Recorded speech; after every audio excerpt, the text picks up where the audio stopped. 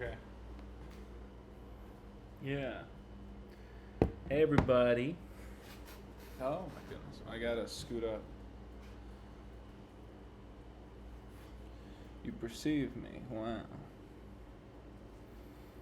Wow.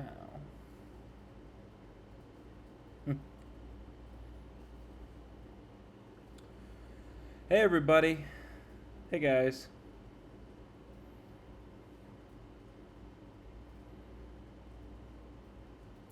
Big beard pog. Ooh. Can y'all chill for a second? I'm gonna go get Tums. Burning. Oh, they're right here.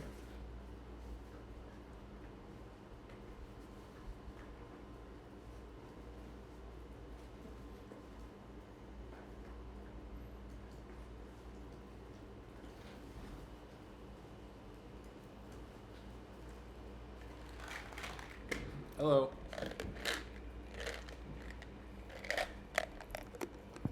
Oh, thank you, Jackson Strick. It's very kind. I never get compliments. You ate a whole bottle of Tums once. Well, careful. You don't want to overdose on calcium. I'm told you can't do that.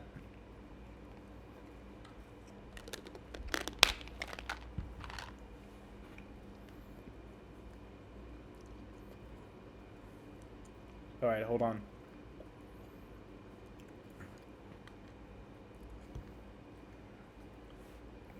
Oh. Thank you all. That's so nice. Yeah, so I decided to do an impromptu live stream. Oh my god, does my thing say? Oh, I'm sorry. Does it say I'm building bionicles? I'm sorry, I didn't click save. The title of this stream is supposed to be Chatting with Fans While Teetering on the Brink of a Mental Health Crisis. I'm sorry, everybody. I don't have any bionicles this time. That was the last time I streamed. I am good.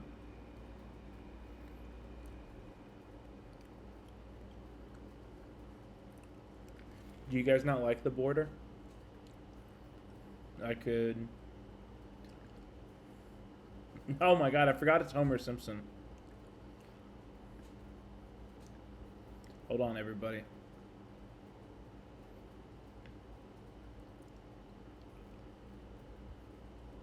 How's that? You like that?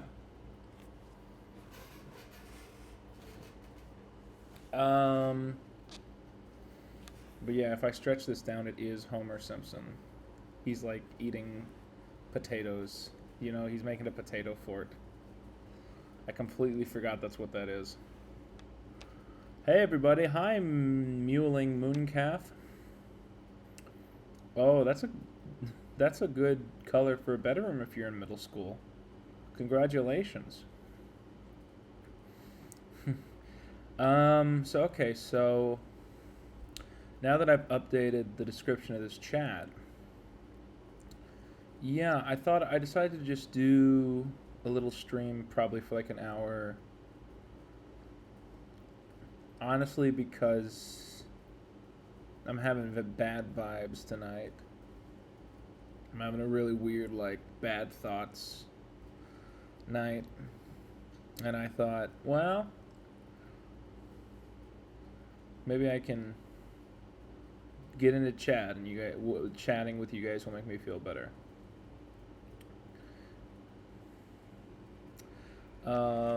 So I've been on vacation this week. I go home tomorrow. And this is one of the only vacations I've done in ages where I didn't have an excuse to actually do work on the vacation, you know? Because I'm so creatively driven that half the time if I book a vacation, I'm secretly like, oh, this is a vacation. I'm going to take this 1 week vacation and I'm going to do these 16 things for the channel. You know what I mean? But this was one of the only trips I did just to go on vacation. I went to, my God, my eyes are sunken in. I'm in New Orleans, whatever it is. I'm not New Orleans, but yeah, so that's where I am right now, and it was an okay vacation. I always knew that it was going to. I'm old and wonderful. Oh my God, why would you say that? Okay. Um, I always knew it wasn't going to be like. It was just going to be like a lot of like taking in the vibe and walking around, and that's what it was. I'm shocked how few great museums are here, and I don't mean like Smithsonian shit. I mean like I expected more like there's a local here that's really into this one thing, and they have a museum of that. There's not a lot of that, and the gift shops are kind of terrible. But other than that, beautiful, great place to walk around, walkable community. Very impressed with it, and have had a pretty good time. But I found an excuse to do work anyways. I went and filmed a couple McDonald's. Oh no! Oh.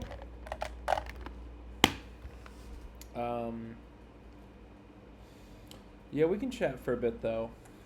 Maybe I'll talk about the bad thoughts.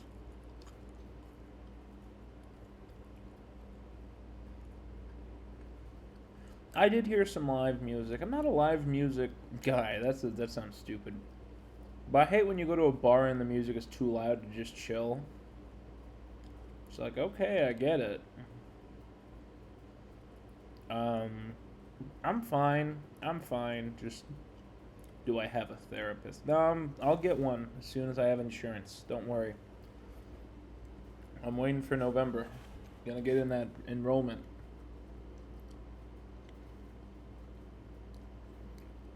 Thank you.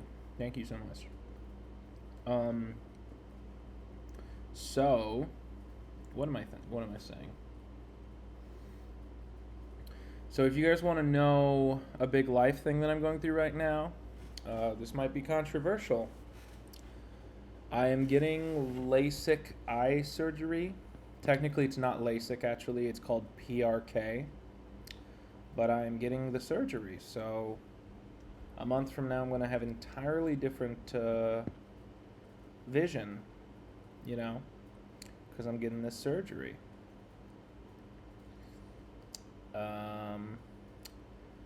Yeah. Did it? So those of you who know people who've done PRK, did it work? Are they happy? Because you always hear the bad stories. I figure it's gonna be fine. But it just got to the point where I was like, I think I do feel self-conscious about how I look with glasses. I know a lot of people like it, but glasses also, there's a lot of inconveniences with them. I have a lot of like skin dryness around this area, and I've never had a pair of glasses that was wide enough. Um, and I was like, it's time. It's time. It is almost 9 p.m. What about the Glasses USA sponsor? That last video was the last one I contractually have to do with them. And they're great. They're great. I just don't expect that they were going to want to work with me again. But if you need glasses, I'd recommend glassesusa.com.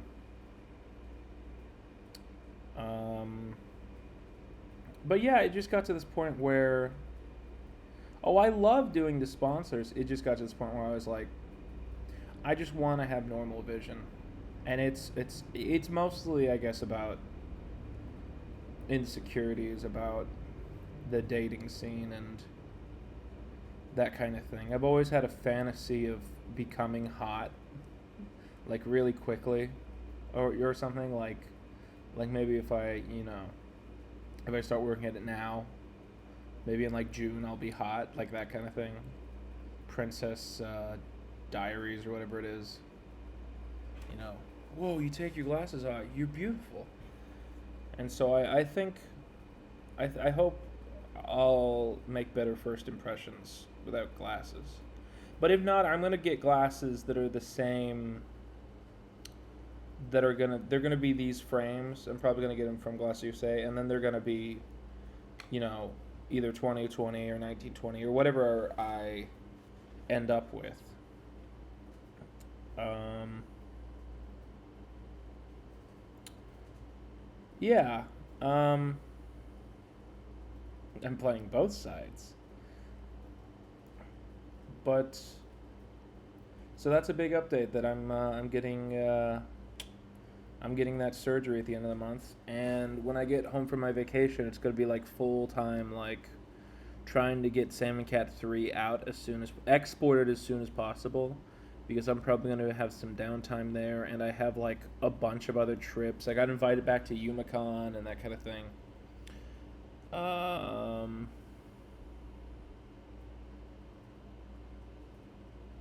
Mr. Reviews, you have a unique sense of community.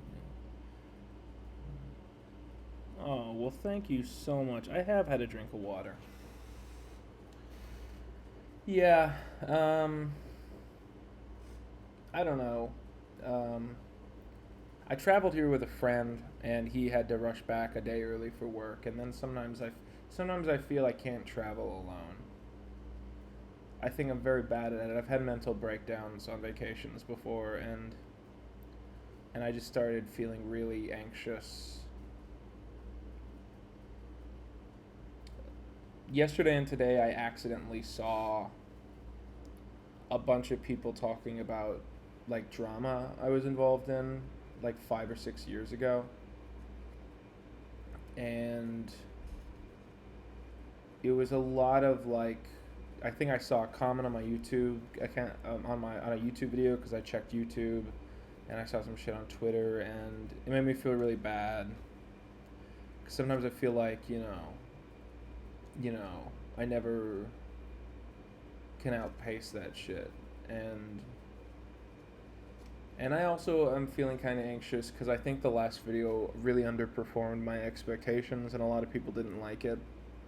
So I guess just sitting here alone all day, you know, I I was just like, maybe I should just sit down and chat with some people um, about how things are going, you know? Does anyone have any like questions, anything they want to hear me talk about? Um, oh, you had a good time at Matt Bennett's rave? That's awesome. Yeah, I'm hoping I see him again at the end of the year. I'm planning on going to California. Thank you. It's good to see you, Cybernator 2. Yeah. Well, thank you all so much. Yeah, I think the last video was really extra, but I'm hoping when we escape from when we're past the event horizon, people will understand it more. That they'll understand the like indulgent nature of that last video. And just the fact of like, how do I say this? Just the fact of like, things are gonna get serious. I'm gonna have to really like analyze stuff and try and find a way to say like perspectives and opinions without getting sued, and it's gonna get really serious for a couple of videos. And I think having that really indulgent video, people will look back on that fondly. But excuse me 1 minute, ladies and gentlemen. Sorry if I'm boring today. I just usually am boring. Let me swallow this time. Do teal nail polish.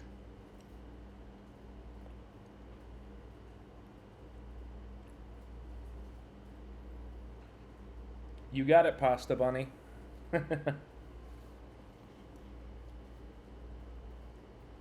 So I think one of the reasons that this latest video bothered me was a bunch of reasons.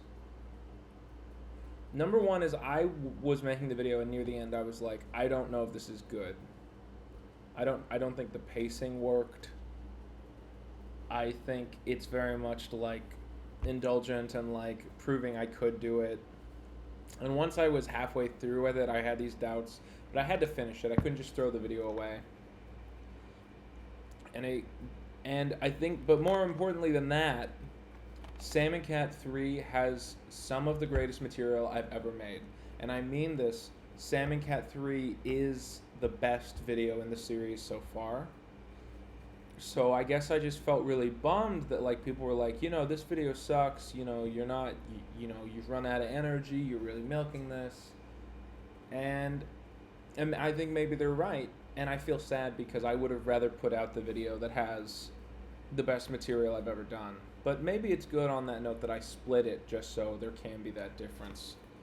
But I think another reason is just the fact that, like, I've been trying to get to 1 million subscribers.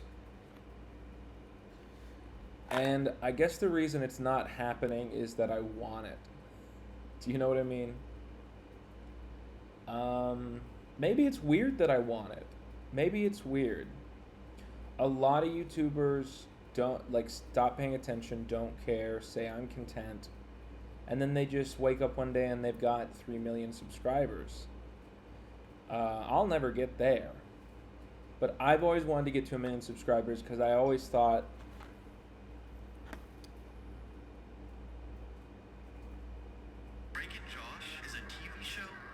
okay, that sucks. I've always thought, what was I saying? Oh, 1 million subscribers. I've always thought that that's like the vindication. When you find a YouTuber and they have 1 million subscribers, they're on a different level. You know what I mean? And maybe younger people don't see it that way, but that's how I've always felt. And so I really wanted to achieve that. I still want to achieve that. But and so what I expected was I thought this new video would really help me out with that, because when in the History Channel I did a subscriber goal, I gained a lot of followers. And I was doing that again for the first time with a really big video, and I didn't gain many at all. I gained like 7,000, and it's starting to dawn on me, I think in terms of growth, this has gone as far as it can. You know what I mean? Like in terms of the iCarly Victoria sitcom review stuff, I don't think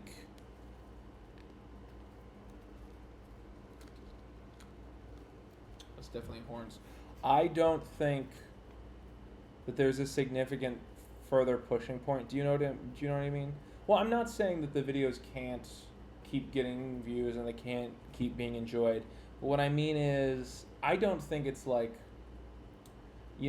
I went from the moment I mentioned this project to now, I went from 350,000 subscribers to 830,000 subscribers. So that's what, 3, 4, 5, 6, 7, 8. That's almost 500,000 subscribers of growth. Maybe that's just all I can get from this project. And maybe the only way to really keep growing is to wrap this up and do something else with my life and do something else with the channel. Do you know what I mean? And maybe I'm wrong. Maybe getting out my video on the iCarly reboot will bring in a whole new branch of people. But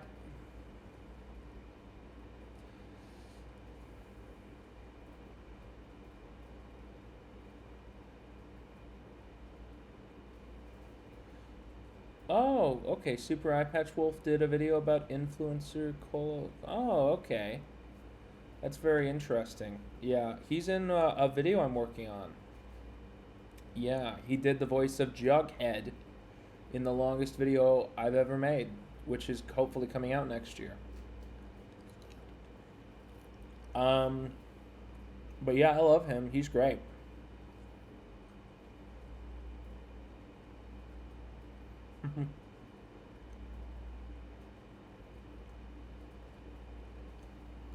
Yeah, I do feel the anticipation for me to talk about you know who I think a lot of people don't anticipate that that's always been the plan.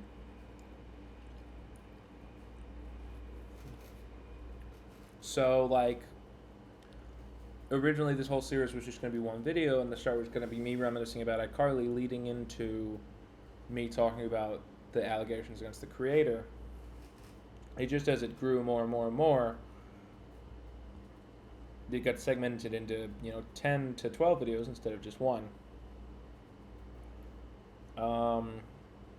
I was just talking to my friends about how I want to tackle that, and I don't want to get into that now, but I know how I'm going to go about it, I think. And I think you guys are going to like that one, or it's going to piss you off that I'm not going as hard as a lot of people expect. But anyways, yeah, so the next 3 videos are Sam and Cat Part 3, the video about the creator, and then the iCarly reboot review. Oh, thank you much. Thank you so much. And then, that's going to be the rest of the adventure. And I want to really, really get that done by the end of December. I want to get all 3 of those videos out. Did you see Zoe 102? No, and if I don't do a Zoe 101 video, I will never watch that movie. As I'm sure many people feel the same way.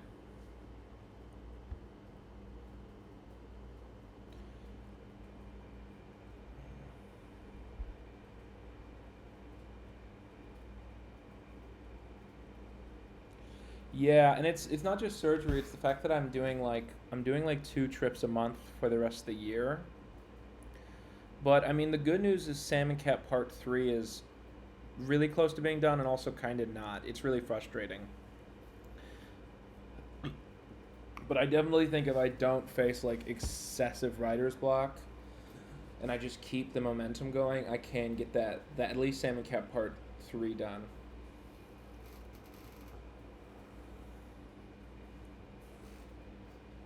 Why the allegations in between Sam and Cat and the reboot? Well, it is partially chronology, but it's also partially just that was always how I wanted to do it. You remember the iCarly reboot didn't exist originally, and so I think it's a very natural progression.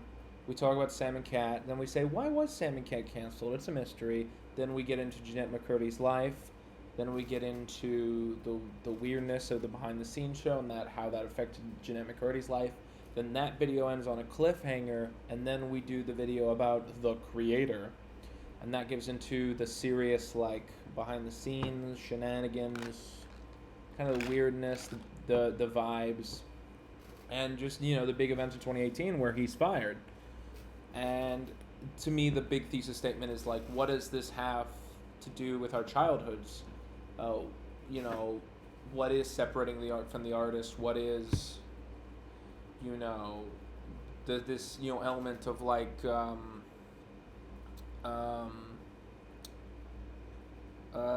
dichotomy. There's a term for it, but basically like just the fact that people don't want to let go of these shows, and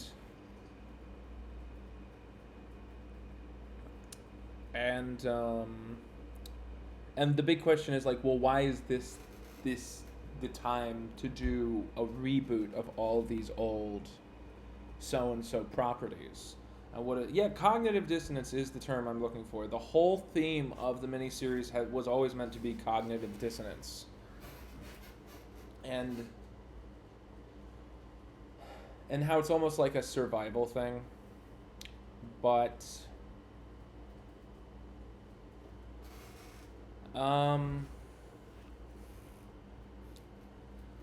so that's everything that's going on right now. And then the iCarly reboot will heavily have that element of like, why does this exist, And that's why I think it's better to do the iCarly reboot after. And does everyone know about the Drake and Josh and Zoe 101 concepts, or did all of you skip the intro?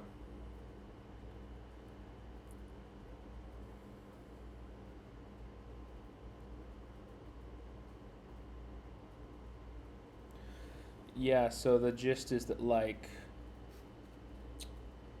He was not involved in the iCarly reboot. Basically, if I get to 1 million subscribers, I'm doing Drake and Josh and Zoe 101 videos. But those will not be about the creator. They will have other main characters. You know what I mean? So that's what I want to do for the rest of the year. And the idea is, as soon as that's done, I want to do. As soon as the iCarly reboot is done, I'm going to enter this phase of like proving that I'm a real YouTuber, because I think there's a sense that like I'm a gimmick, and I want to prove that I can do more with this like long video thing than just describe sitcom episodes.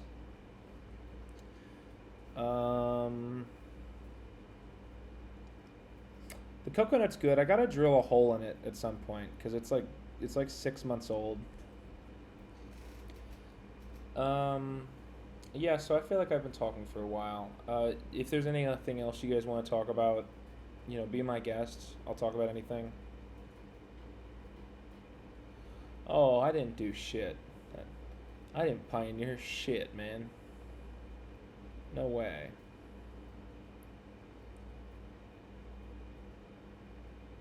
April Fools? We've been working on that so long. My goal right now, it sounds crazy. There was a part in February we recorded like an intense amount of material. My goal is to edit in airports and on planes. And I was editing this morning just in this Airbnb kind of vibe. And it's just, we've been working on it so long that I said to my dad, let's just do this next April Fool's. Because I don't see the point in putting it out in December. At this point, the earliest you can come out is January. And it's like, if we're going to put it out in January, let's just finish it and put it out in April, right? So April Fool's, the canceled April Fool's video from 2023 is coming out April 1st, 2024, hopefully. If I fail to get that out, I am absolutely a loser. But yeah, so that's something I'm working on, and we're gonna try our best. Am I excited with the complete Rankin Bass Christmas collection? Now, is anything on there like restored? I don't know. I'd be excited for that Blu-ray if I knew that like, oh, you're gonna get Shiny New Year in 1080p. But usually those Blu-rays just have like basically, the beta cam rips of these specials, which is fine. It'll have like, oh, this is Rudolph in 1080p, but then it'll be like, I don't know, Frosty's Winter Wonderland, 480. And it's like, I think those films deserve a restoration. That's what I'm saying. Oh, I'm glad. Did you find They Might Be Giants because of me? Or did you just already like them? Prankster. Oh my goodness.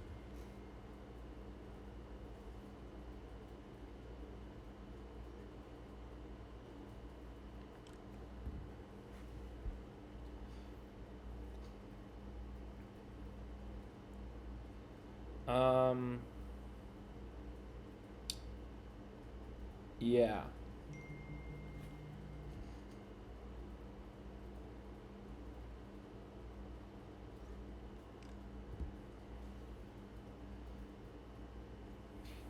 I can't remember what we're talking about.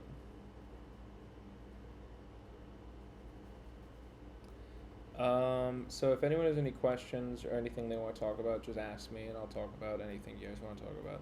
Thoughts on the Phineas and Ferb reboot? I worry, and not just worry, I strongly believe that it is a tale of inevitable diminishing returns. Do you know what I mean? This is a hot take. People don't like this hot take. People hate this hot take of mine. But this is my hot take. Okay? This is my hot take.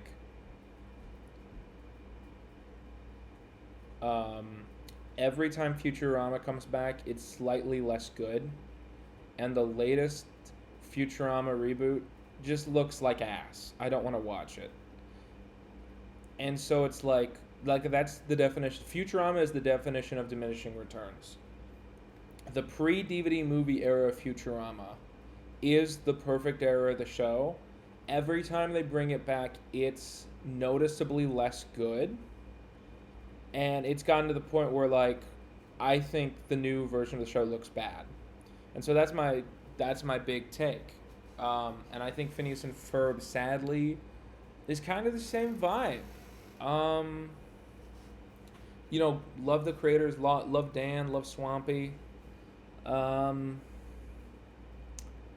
I think it's going to be diminishing returns. I think the last season of Phineas and Ferb was already like too meta, too like making jokes about, because it's a show about this. Almost a show about like a time loop. Do you know what I mean? The whole joke of the show is that it's about the status quo, and it is about the universal balance that creates the status quo. And because of that, there's very minimal character development, outside of like Candace. And by the end of the show, they're being more and more meta and crazy and wacky to try and make up for the fact that the status quo would lead to stagnation. And I think like the last season of Phineas and Ferb much worse than like season one.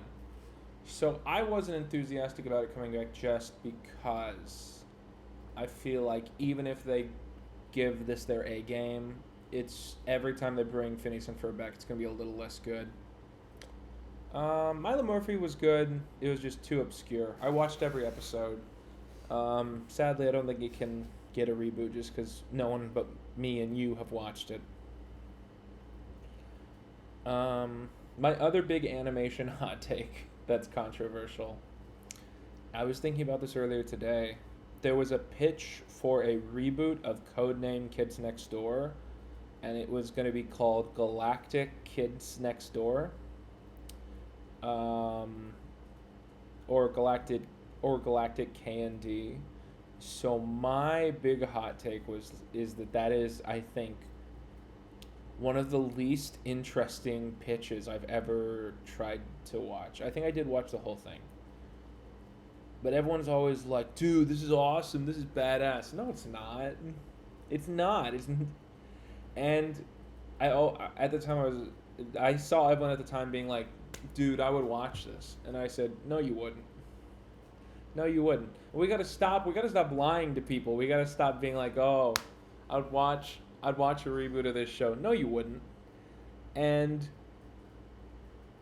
and and Code and Kids Next Door, the reason I feel so strongly about this is because rebooting it and making it like slightly older and more grown up, kids on watching TV right now probably don't know the brand, or at least they didn't a few years ago. Because I think now it's on reruns maybe, but if kids a few years ago didn't know the brand, so you can't do a sequel show. Adults are not going to watch Codename Kids Next Door for adults. They're not. And I think it's silly for us all to sit around and pretend that adults would watch Codename Kids Next Door for adults. And I saw people being like, yo, gory Codename Kids Next Door reboot on Adult Swim. And I was like, fucking no. I wouldn't watch that, and I'm not going to pretend that I would.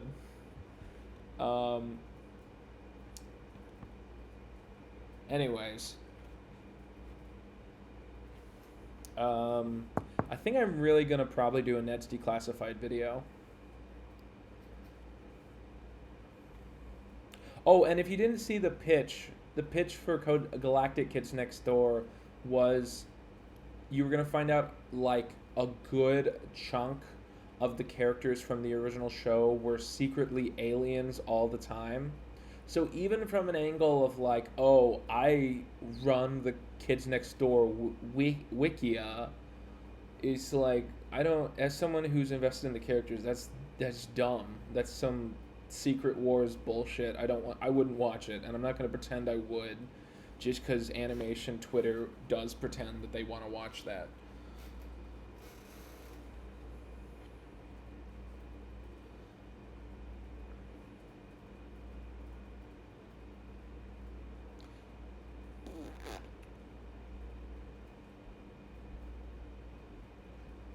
Any Tiny Toons University thoughts, takes?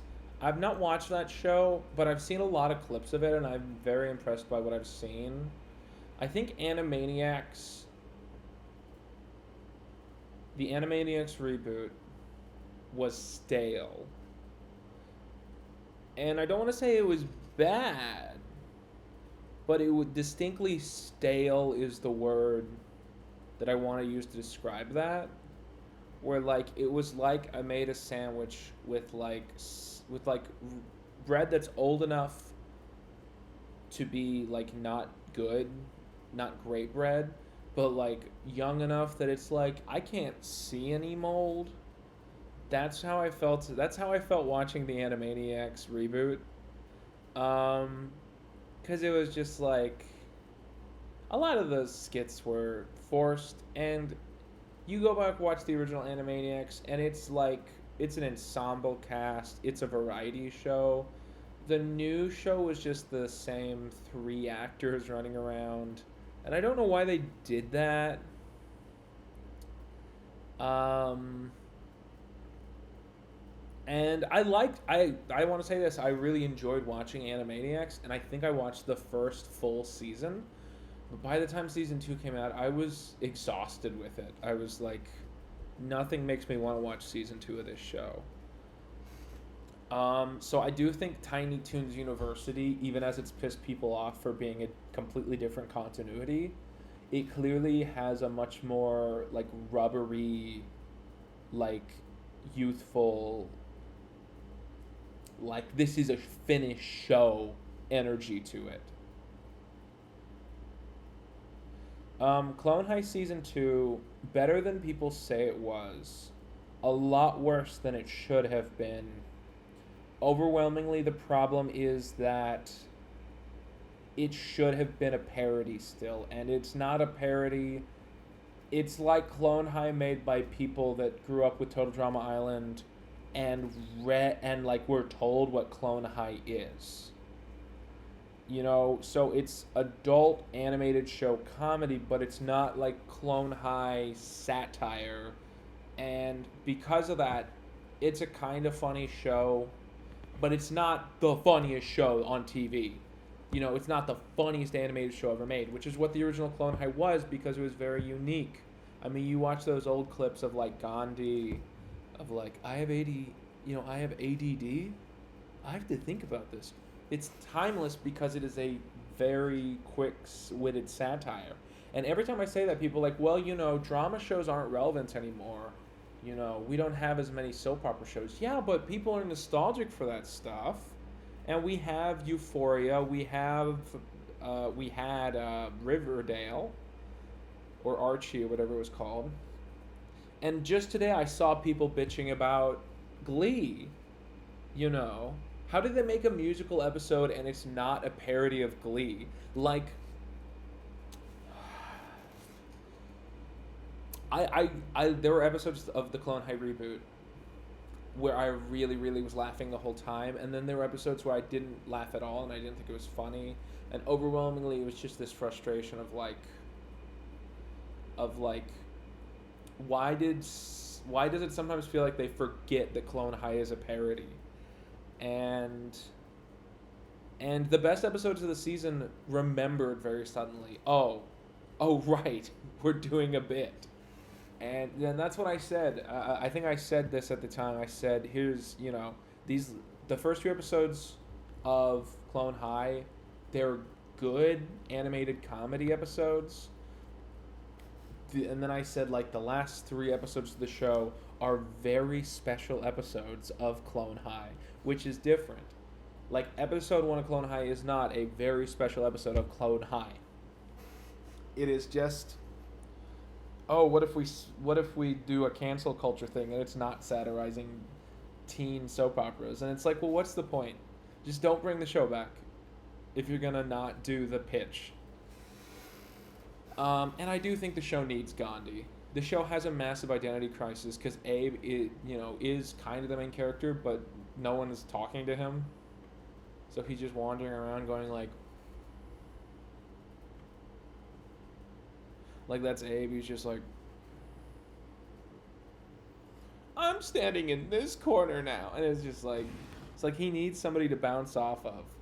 Topher could have been in season 1. Like Topher could have been in season 1. That's how good Topher is. And can you imagine a Topher Gandhi episode? It's too good. Too good of an idea.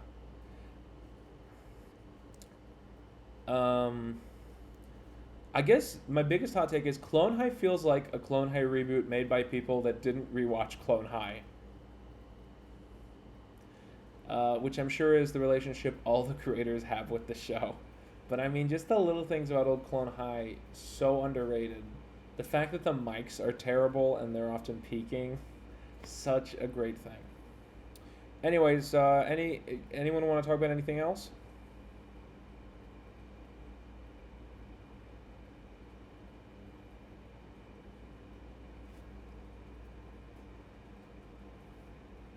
Ever seen home movies? I've seen a lot of episodes that I haven't watched it all the way.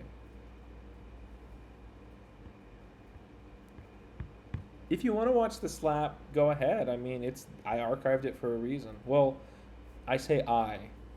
Obviously, I had like 3 people, including the person who I think works on OBS, who really actually did the work. But I made the text that pops up on screen.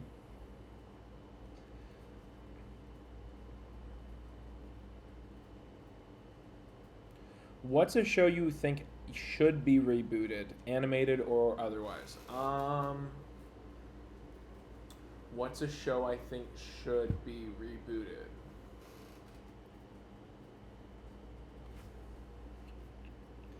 The thing is, I'm trying to think what show could do a good reboot in 2 seasons. I guess Victorious is a good one. You could do a good Victorious reboot in 2 seasons, but it's gotten to the point that the entertainment industry is such a failure that you don't get slow burners anymore. You don't get shows with 10 seasons. You know, it's hard for me to imagine like a new version of The Nanny that lasts more than 6 months.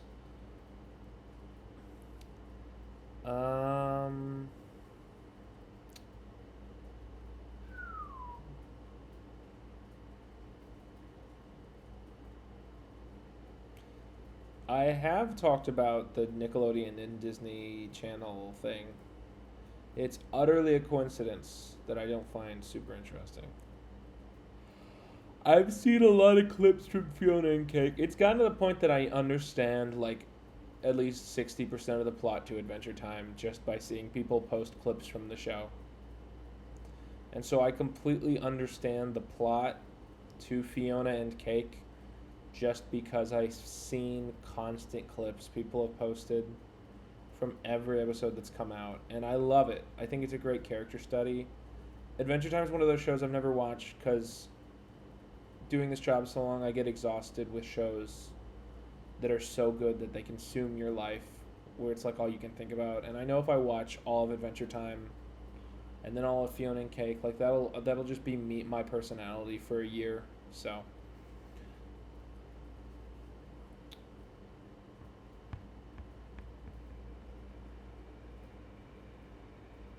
I liked Ben 10 when it came out. I think by the time they had rebooted it, I watched the original run. I didn't watch all of it religiously.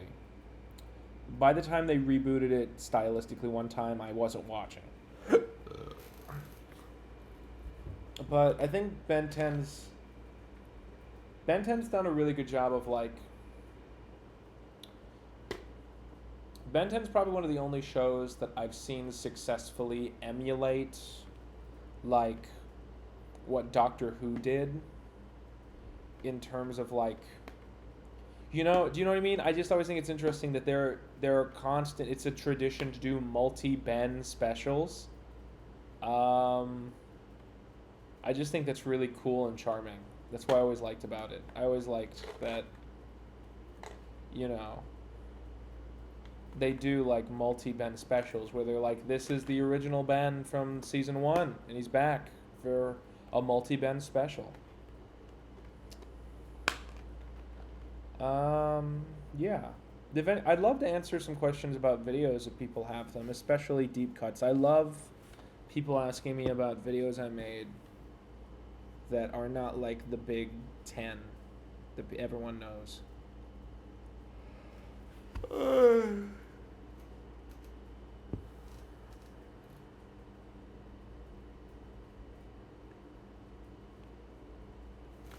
I think the Doctor Who 60th anniversary is going to exist. I kind of think it's going to be less big than people are anticipating. But I think Ncuti Gatwa's era will be a big deal. I think there will be people that get into that era who have literally never watched a season of the show before. And there's going to be a lot of people that hate that, but they have to understand that it's really healthy. And, like, you know, because everyone's always like, oh, don't skip 9. You skip 9. It's fine. Because people were gatekeeping when the show came back. Like, well, can you really watch, David Tennant without watching all of Tom Baker? Yes, you can. And that should be how the show works. So when Ncuti Gatwa takes over, I think Ncuti's era will be like you'll have a bunch of kids and a bunch of teenagers and a bunch of young people who are watching that version of the show having seen nothing before. And I think that will be big. The 60th anniversary is going to be a blink and miss it. Like, honestly, I think in some ways it will be bad. But it's going to be there. They're going to do it. And it will be very much like... It would be like if they did... It would be like if the 20th anniversary Doctor Who special was like Patrick Troughton comes back and it's all about the 10th planet. It's all about the War Games. And it was like, yes, for the anniversary, this is a sequel to the War Games. And it would be badass, but it would also be like, why are we doing this? Like, why is this the anniversary? It's kind of weird. I think it won't be as spectacular as I want it to be. That's what I'm anticipating. I also think it will forever be a mistake to make David Tennant canonically 2 separate Doctors, meaning that you will always have 2 David Tennants.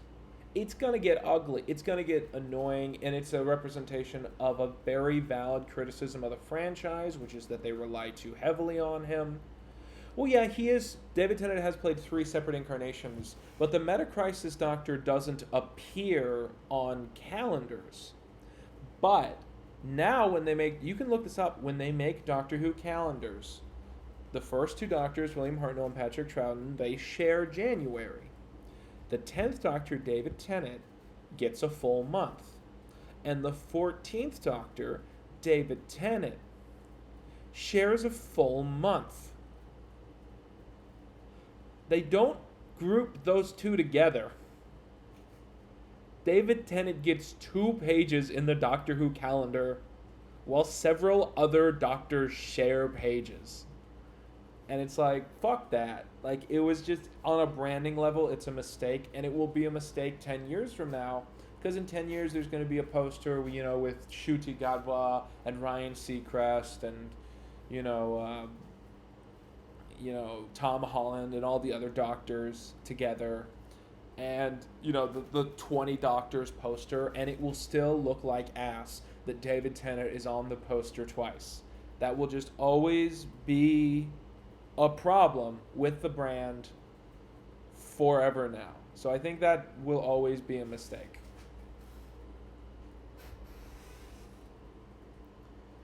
I also think Russell T Davies low-key should be the most controversial showrunner.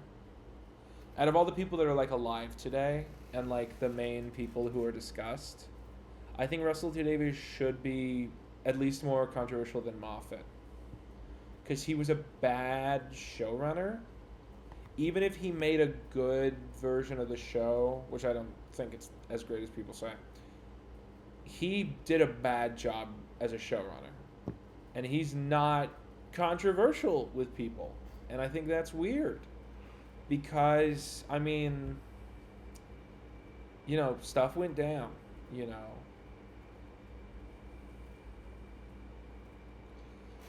I'm very much team Christopher Eccleston, and that's why I don't I don't like Julie Gardner.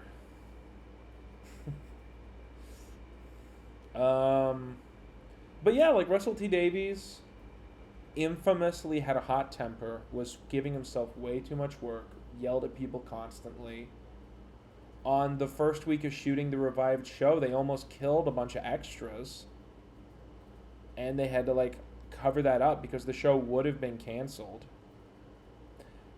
And then, not to mention the fact that ignoring the doctors, other than Wilf, every male star on the show has allegations, and allegations from when they were on the show. And you had actors on the show going around like sexually harassing the crew and other cast members, and and it's like Russell fucked up, like he did a bad job, but people don't care because they like infantilize Russell T Davies even though he's like 60. No, David Tennant didn't have allegations. I'm saying people who aren't Wilfred and didn't play the Doctor, every other male cast member from the Russell T Davies era, like main cast, John Barrowman, I've briefly forgotten the guy that played Mickey, the guy that played Adam, Noel Clarke. So John Barrowman, Noel Clarke, and the guy that played Adam Mitchell. I mean, and then it's like, well, and then it's like people just say like, oh, well, the Moffat had bad vibes, and he made this mistake and this mistake, and it's like, yeah, but a man, you can't measure a person as like a still painting being illustrated throughout several years. Moffat made mistakes. He learned from his mistakes. He hired people that criticized him to give him pointers and to correct the show, and he made some of the best seasons of Doctor Who to ever exist. And he did it without building a toxic, unhealthy work environment. Like Russell T Davies did a really bad job, and he should get more flack for it. And I think it's valid to be concerned about how he's going to run things from here. Hey, everybody.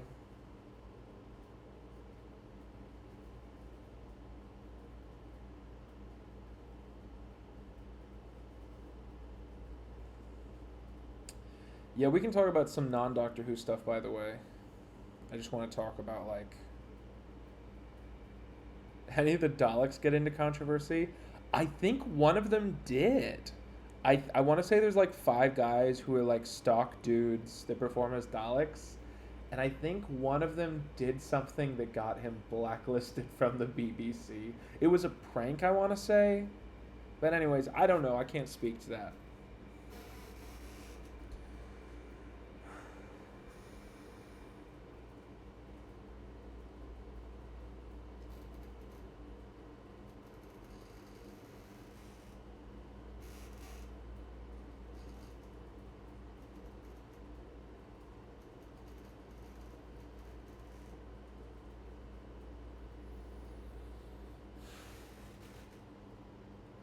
What am I watching on YouTube right now? I've been watching Internet Today really consistently.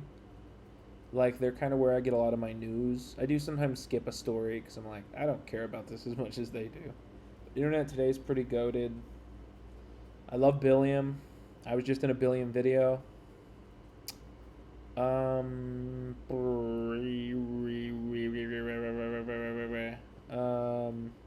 like Gabby Bell. I like, what's his name, Adam?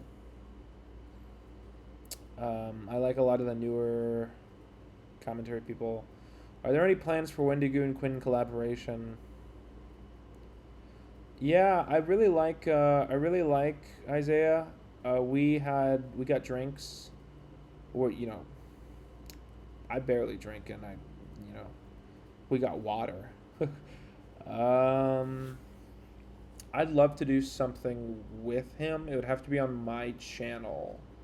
I just got the vibe from him tweeting our selfie that his audience heavily doesn't like me, and I don't want to get him in trouble. So if we did something, it'd either have to be a voice cameo or something on my channel.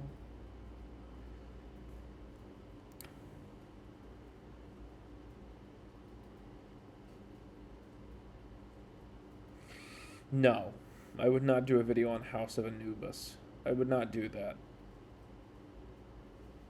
I wouldn't do that at all.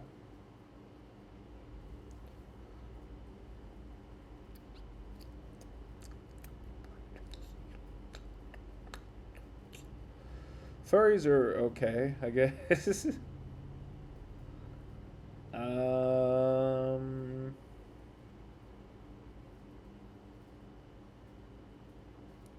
I'm tentative to do videos about like all-time classic shows in the sense that I think it would become plagiarism if it's not already. I think it would be debatably like I can't recap every episode of Hey Arnold and then pretend like I didn't just steal the show Hey Arnold because it's so good that I just feel like and then Arnold says this funny thing. This show is good. Here's visuals from it. Do you plan on going back to Zoe 101? Do people not watch the fucking intros and outros to these videos?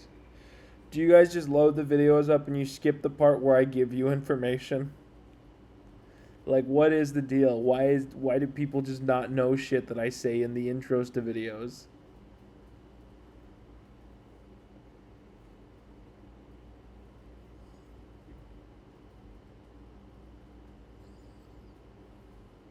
Have I ever done a video on the stop motion Christmas specials? Are you serious? Yeah, just scroll like one row lower than iCarly, and I have one. Oh my goodness. That's usually one of the first things. Like, if a person is like, I don't watch the iCarly videos, but like Rankin Bass is one of the like top 5 things they want to talk to me about.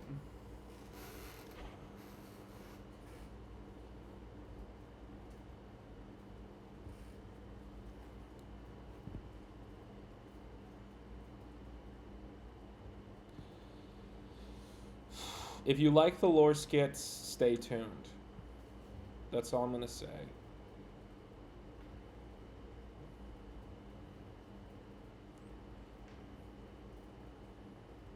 Yeah, I'd love to do another video with Worthy Kids. I don't know what their vibe is right now. I haven't heard from them in like a year.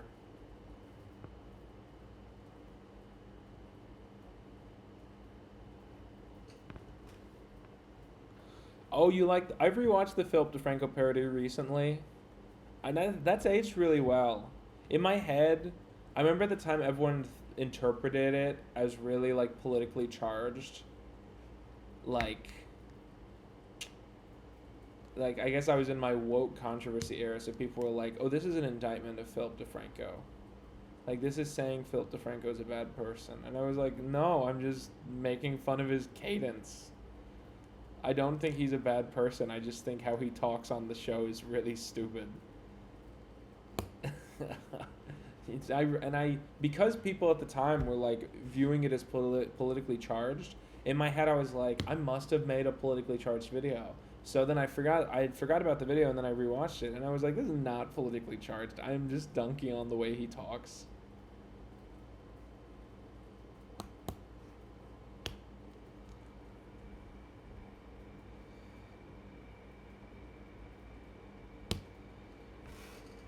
Has my opinion on either Rankin Bass movies changed over time? I think I probably like Jack Frost less than I used to. But you probably know that. I can't say my opinions have changed because I don't exactly actively rewatch Rankin Bass movies as much as you would think.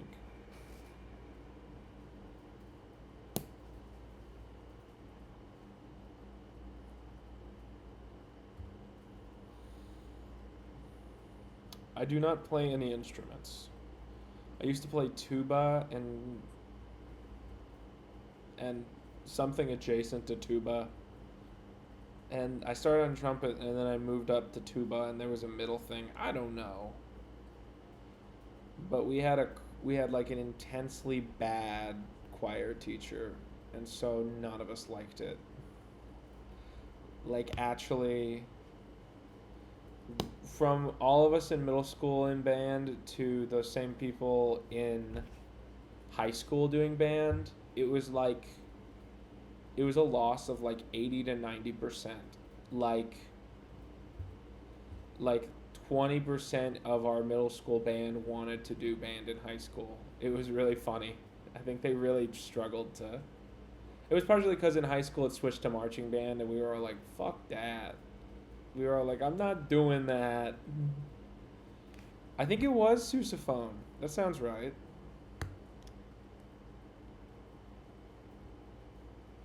Um, that's a good question.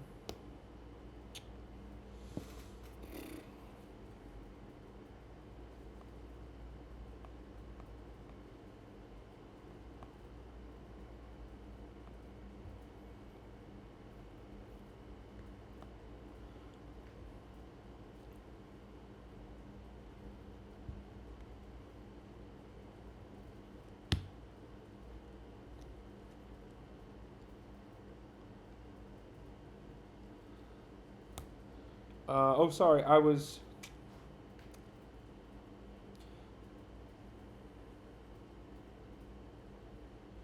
Do do do do do. So right now I'm looking at.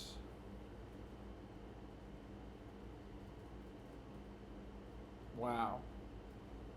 Um, this is a very badly organized. I don't remember this document being so badly organized. Okay, here we go. So these are some ideas I want to do that are like iCarly Rebound. I'm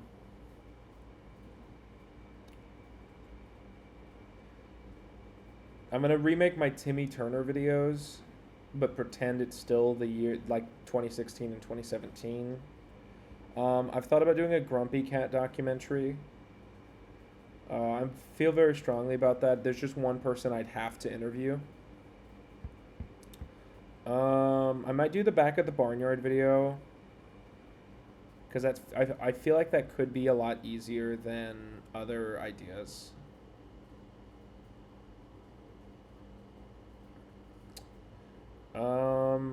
I've written down a lot of ideas. Ode to a Crime Show Goth Girl. And then I do have written down here Ned's Declassified Sitcom Appraisal Guide. I've thought about doing. I really want to review Bizarrevark. And the pitch is that it's me analyzing it as an iCarly ripoff.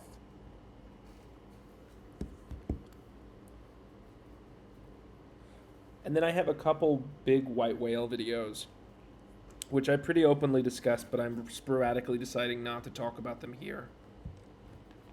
So yeah, those are the things. Yes, it's the Goth Girl one is about the girl from NCIS.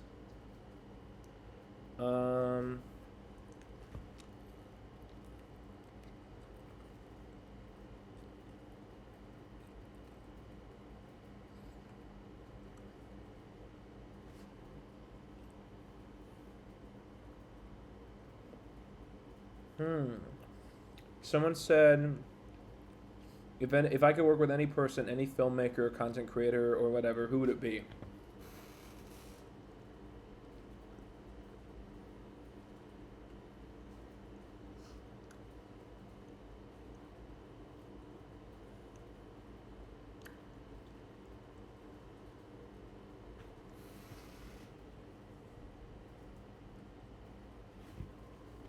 Sorry, Tums are harder for me to chew and swallow than they should be.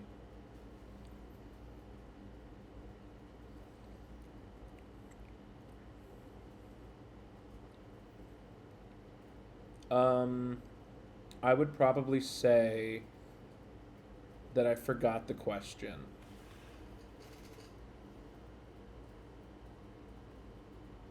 Oh, like what artistic person would I want to work with? My gut reaction is Nicolas Cage. I'd love to just have a free day with Nicolas Cage.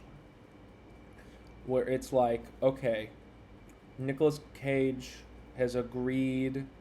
So this is the fantasy. This is my fantasy. Nicolas Cage, for a large sum of money, has agreed to come to my house and film anything I want for 12 hours.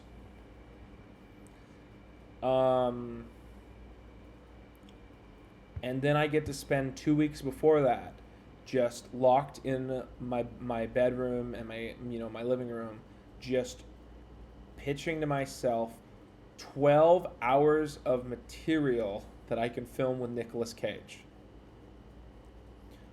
If you force me to pick someone on YouTube, I would probably say like Neil Cicierega.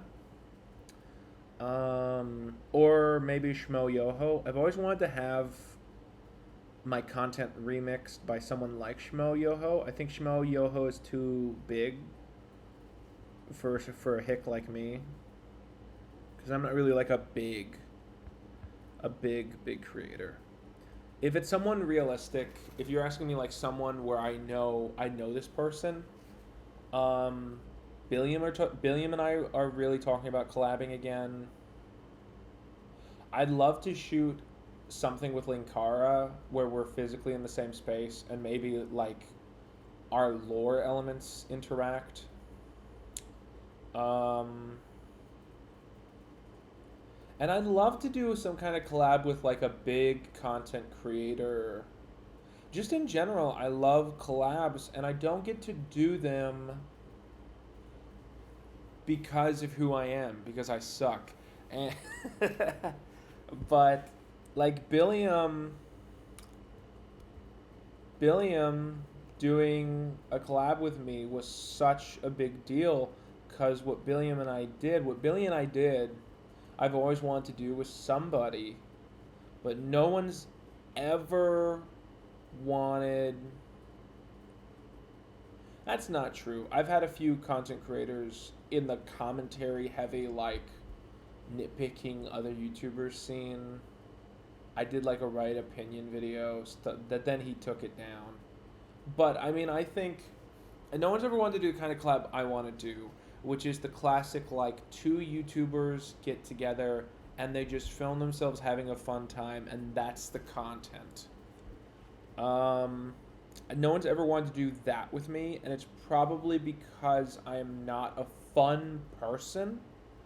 I'm really stilted and I'm quiet and I have a deep voice and sometimes I'm awkward and I sound like intimidating and sarcastic. So I'm not your like Curtis Connor, like zany, like whoa, you know. I'm not your Drew Gooden type. So I don't do collabs a lot just because no one would want to do them. And so Billy wanting to do like a full scale like this is a video with Quinton in it thing, that was so it meant so much to me, and it was the craziest like 2 weeks of my life. It rewired my brain. It made me self-conscious because he's so muscular in person. I was like, God damn, I look so fat in that video. Twinks.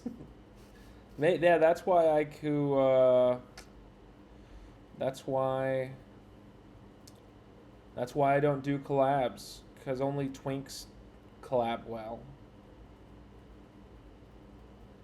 Did I not say the right name?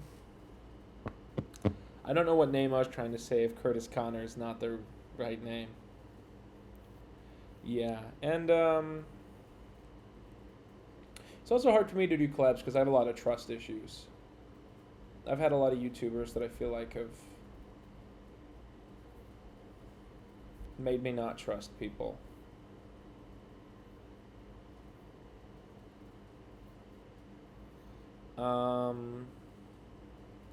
So I really have to trust someone to do a collab with them.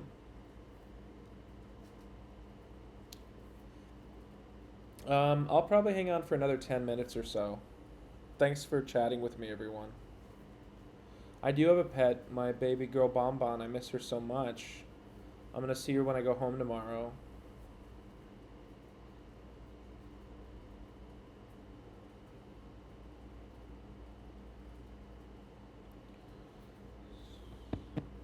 Yeah, Izzy. Yeah, Izzy's so great. They are awesome. Um, I don't. Their brand is so good that I feel like I couldn't do a video on their channel because it would harm their brand. And I don't know what pitch I would do on my channel.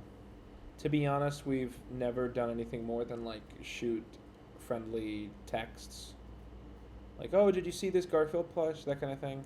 So I don't know what I would do. Certainly, I'm not going to ask them to come to America.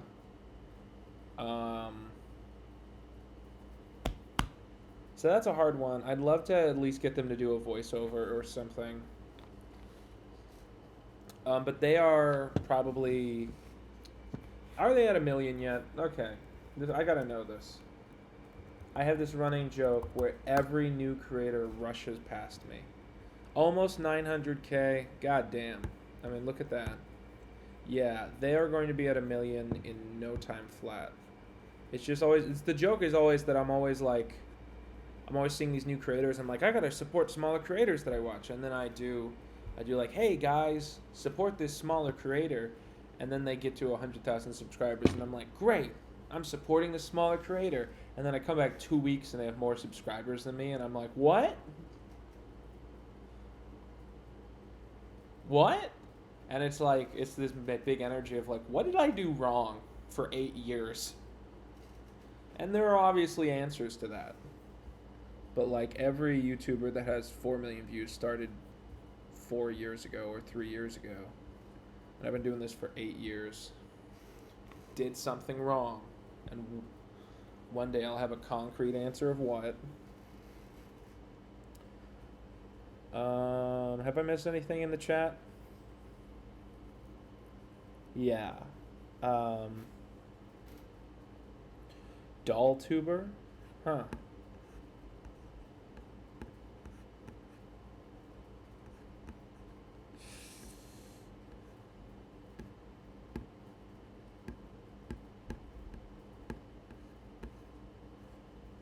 Ooh, new Ashen's video. Gotta add that to my watch later. Oh, and I'll watch the new Reddit stories. Sorry, I'm just on my YouTube homepage. Okay, anyone want to talk about anything? Anyone want to ask me any questions or have any dialogues? Will I ever do commentary type videos again? I don't want to ever again be forced to talk about current events that I don't have to. So like if Logan Paul goes to another forest and uploads another vlog of that, I wouldn't do a video on it this time. In the same way I didn't do a video about, you know, all the groomers that came out this year.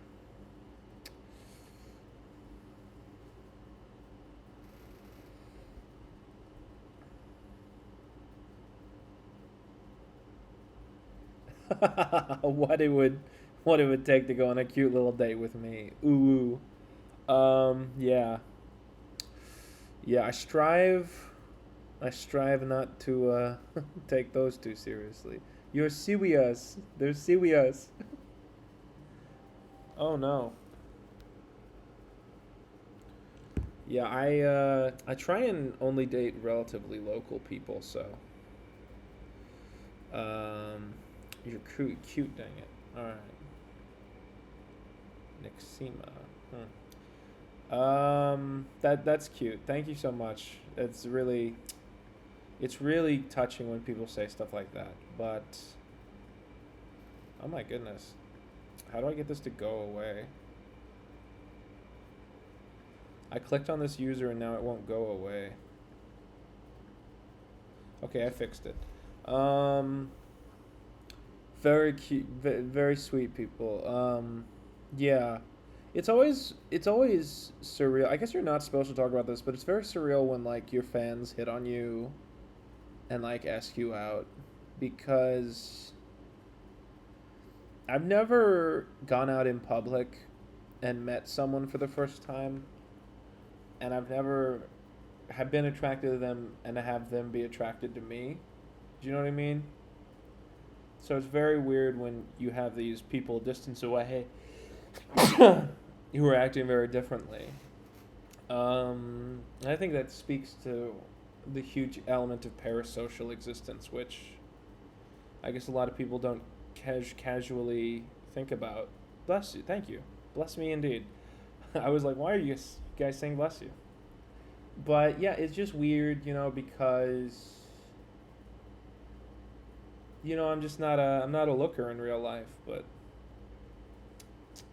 people messaging me on Instagram, they disagree. Oh, they called me a bear. Yeah. Yeah, so that means Nexima. Sorry, this is a joke, but I joke that I have this joke that gay men and bisexual women have the same taste in dudes. So I was like, we either just learned that Nexima is a gay man or a bisexual woman because they have the exact. Oh well, I apologize. I'm not actively seeking relationships with men. So I was already turning you down, but now I'm definitely turning you down.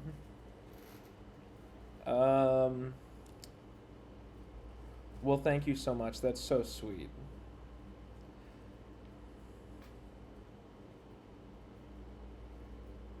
Mm-hmm. Yes, you're very, very kind, and I really appreciate it. Yes, I know people are always shocked. I don't think I queerbait, but people, I guess I make comments on finding men attractive, but I don't think that's queerbaiting. But I don't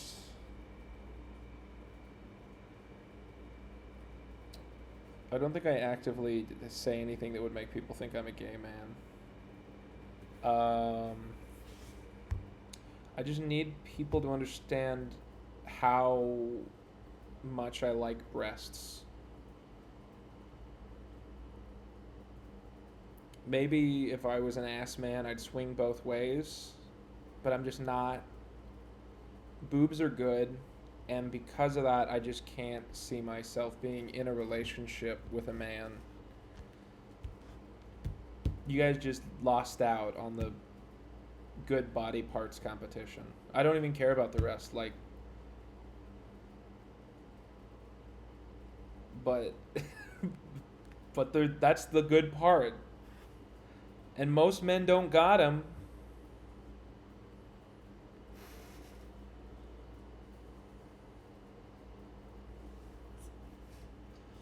It's not the same. It's not the same at all.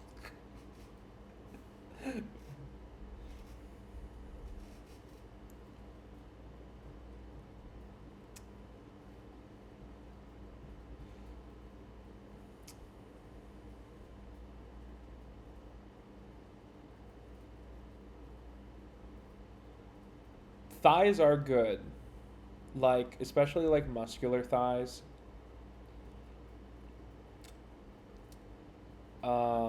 I definitely find muscular thighs attractive, but it's definitely a lower tier. Um, and then this is a hot take. I've never found a bare ass attractive.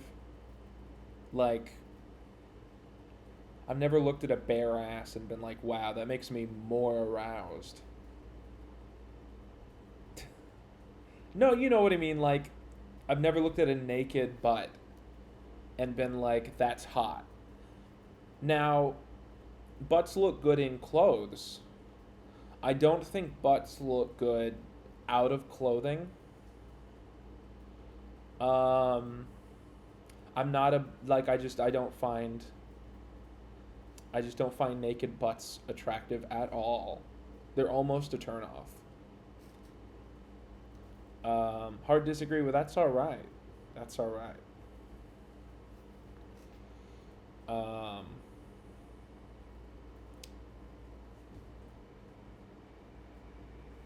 Thongs, they're all right. Yeah. This is we've switched to weird vibe zone. We can go back to talking about I don't know, like zoo plates in a bit. Do you remember those? Do you remember the zoo plates?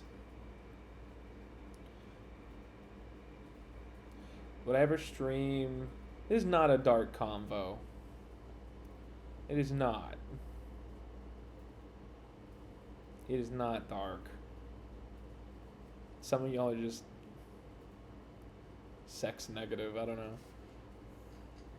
Zoo Pals. Yeah, they're making a comeback. Yeah, so right now I use a Panasonic HC VX918. This is my favorite camera for vlogging and shooting on my set. And I also have a Canon 250D, and this is now my new. I just bought this because Billy made me camera envy. This is my I got a expensive lens, and I'm filming something for a documentary camera.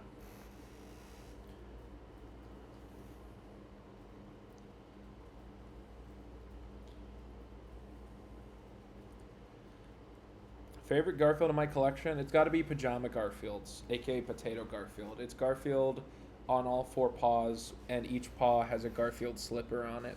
And so it's like 5 Garfield faces on one plush. Number 2 would probably be Garfield in the McDonald's uniform.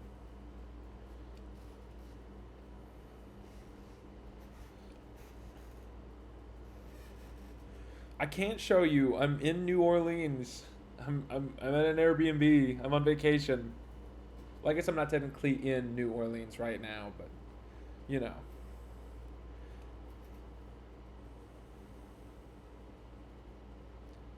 Oh, the Garfield coat. Okay, so that's sold out, and it was being sold on Dumb Good, DUMBGOOD,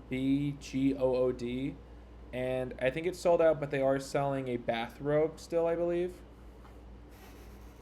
Oh, I don't like sports. I used to always say the Alaskan Bulldogs.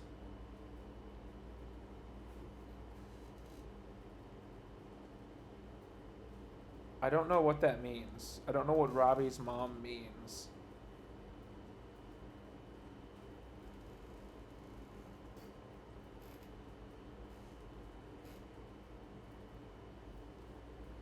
No, that's her grandma. You think Fran from The Nanny is right? Oh, right, that is the theory, isn't it? I don't know. Do you like documentaries? No. An entire genre of storytelling that I take part in. I don't like it. No, I don't have dogs. I have like a low-key dog phobia. Horses. I'm from horse country. I'm surrounded back home by like horse tourist traps and shit. I was talking to my friend about this today. I was like, I low-key don't like horses. Do you know what I mean? They're freaky motherfuckers. And growing up around horses, a lot of horses are just assholes. Like, a lot of horses are dicks because they're raised by human assholes. And they're weird. They're like too muscular, and they have fingernails for feet. And they'll just, if you're like a kid, they'll just come up and bite your hands off. So like, if you meet a good horse, it's like, I understand the like beautiful like pet the side of the horse, have a nice relationship with it. I'm not going out and I'm not like massacring horses, but I do think horses are freaky animals. And I don't universally think they're all like beautiful souls just because that's a movie that people keep making.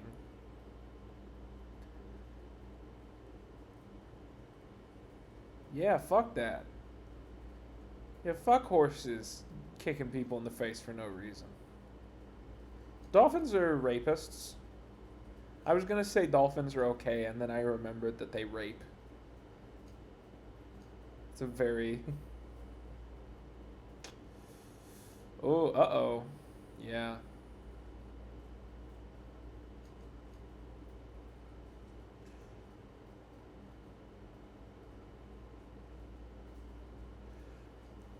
I don't know that Henry Danger character, and I don't want to know.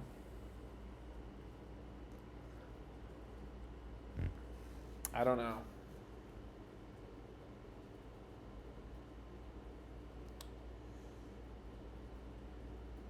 My favorite animal, it's got to be cats. House cats, they're just so good. They're good creatures. They're the most human-like creatures. Dogs don't act like humans, cats act like humans.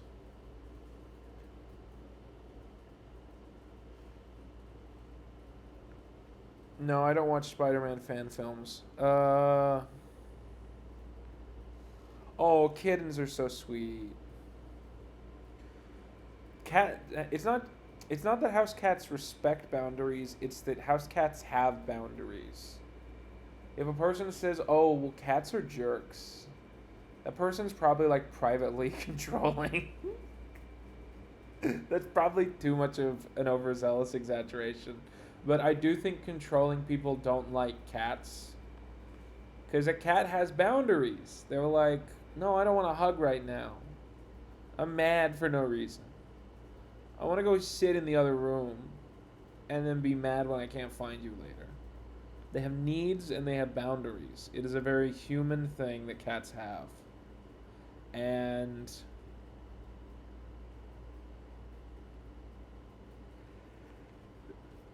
they're good.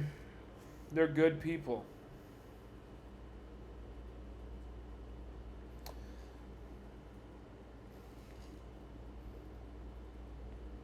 Bibble addiction. Yeah. No what?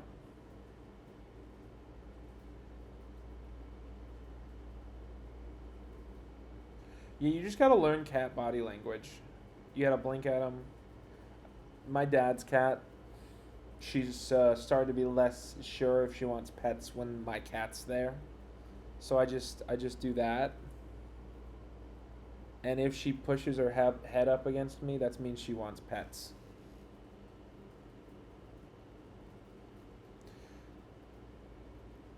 I've never tried to say this word, oxalotl. I like them as like a vibe.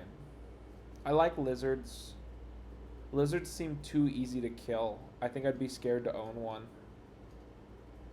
Is an oxalotl, is it a lizard or does it like live in like water?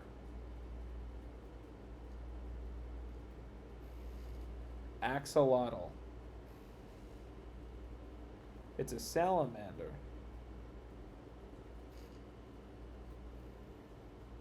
Amphibian.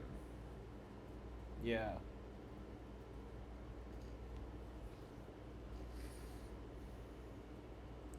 So did you guys, how many people here saw the Billy video? The Billion video?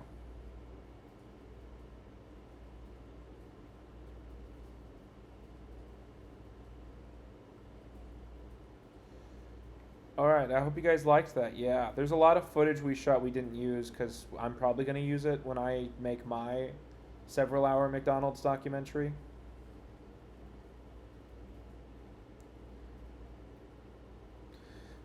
You know, I also don't agree with Billy's editing style.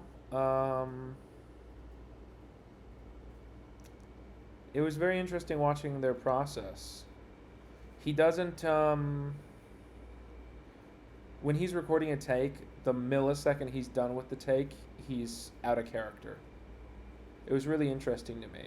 Because I sometimes think you need a solid second of just eye contact.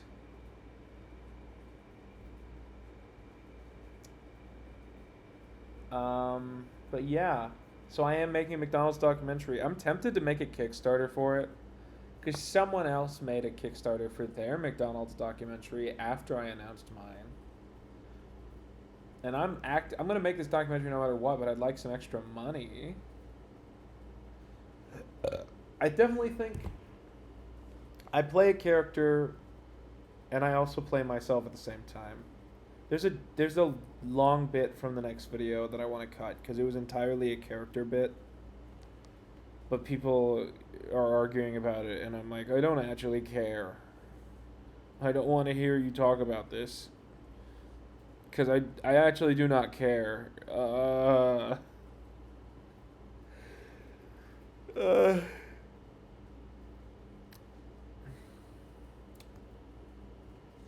Oh yeah, no beef with the non-standard McDonald's account. I just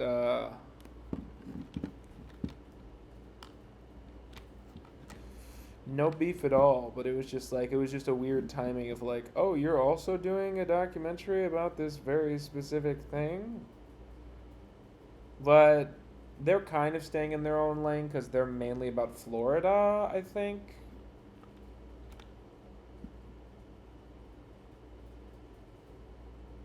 Yeah, I hate editing that cuts out pauses in videos, and I've had people that have auditioned on the channel and they've done that to me, and I actually kind of find it insulting. It just butchers the comedic timing, and it's like people's attention spans can't be that bad that you can't do a comedic pause. It's bad.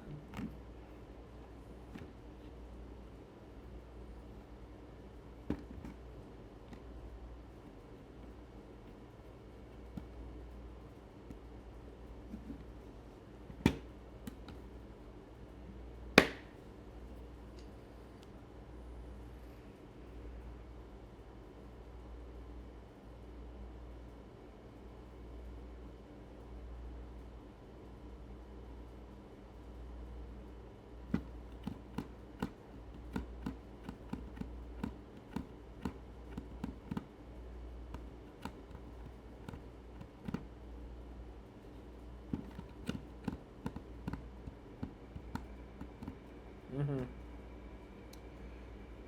I'll probably head off in a second. I want to thank you all for talking to me. Like I said, I'm having a bad brain night.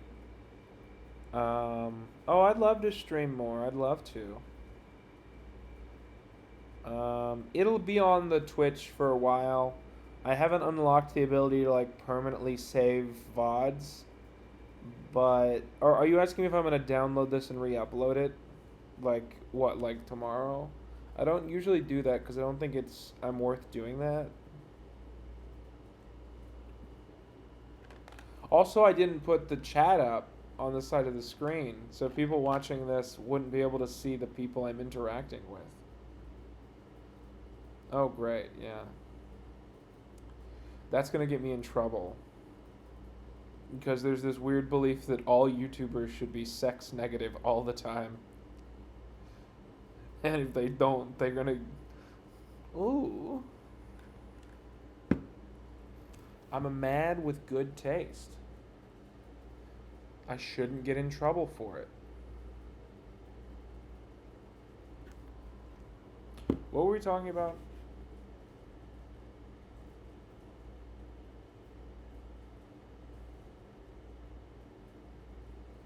No one knows, because no one's saying anything.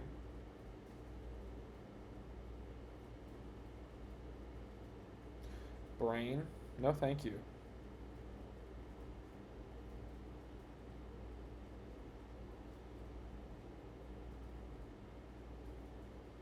Mm.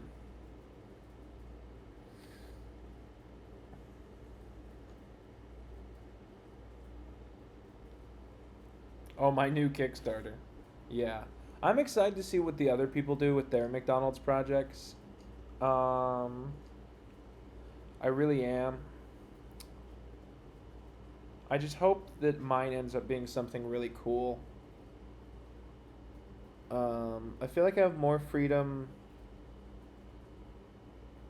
I have more freedom and there are more stakes than ever before in my entire life.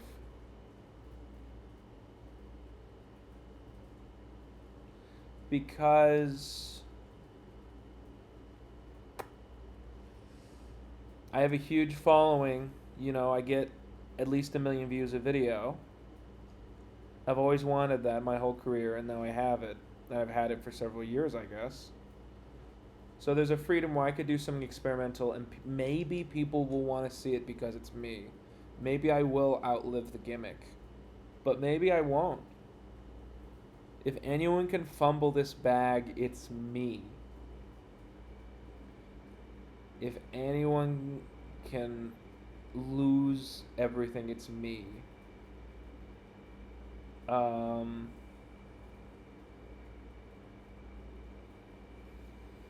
So I have so many ideas, but so much fear about trying anything super new.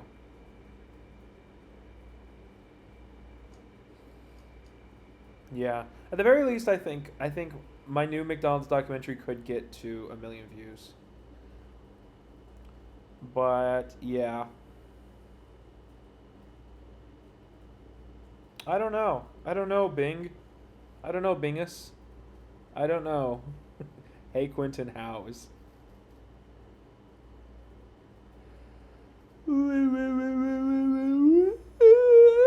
Maybe it could go either way. I don't know. In my head, either ending the iCarly series and doing something else creatively could like ruin the algorithm's favor of me and make people forget me as a creator and a brand, or maybe I've actually put myself in such a box that it's stopping me from growing. Oh, absolutely tag me in the art you make about me.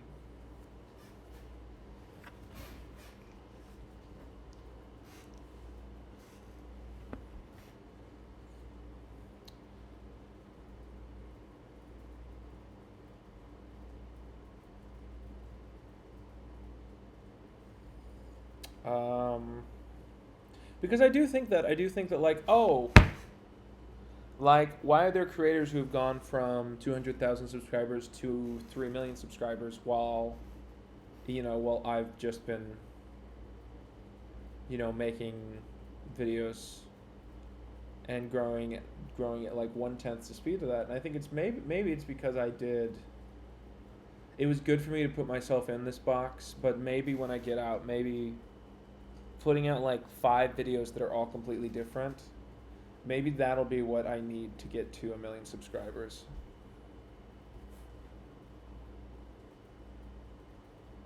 That's really cool. I've never noticed that, Pepper Shaker 64.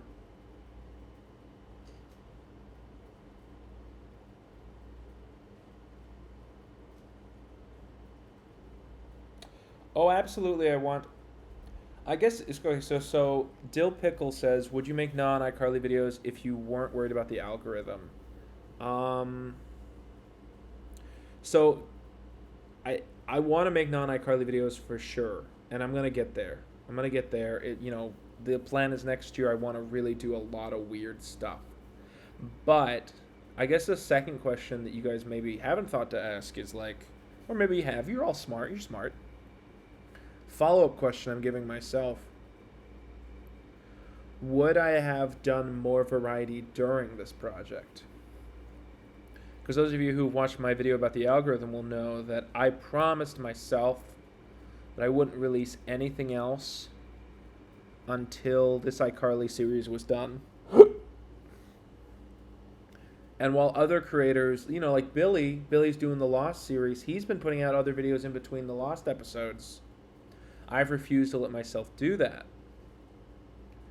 Like, and the question is, like, would I have put out maybe like a 30-minute video here and there if I knew the algorithm would have been on my side? Maybe. And maybe I'll do that in the future. But I think it was about proving that I could do it. Are you still doing the Bigfoot video? Every month I get closer to working on that. Like, the problem with that video was it was a pitch. It was like a really eccentric idea where basically I didn't want the Bigfoot video to be hosted by me. It was going to be like alternate universe fiction where I was playing a different character, a different person who is, obviously just me, but like an alternate universe me doing a documentary, and it's like character driven and there's skits all over it.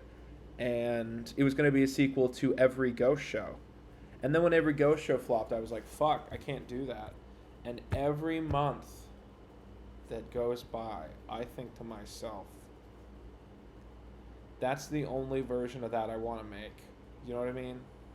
That's the only version of the Bigfoot project I want to make, is a character-driven documentary that is a parody of Bigfoot shows with a documentary inside of it.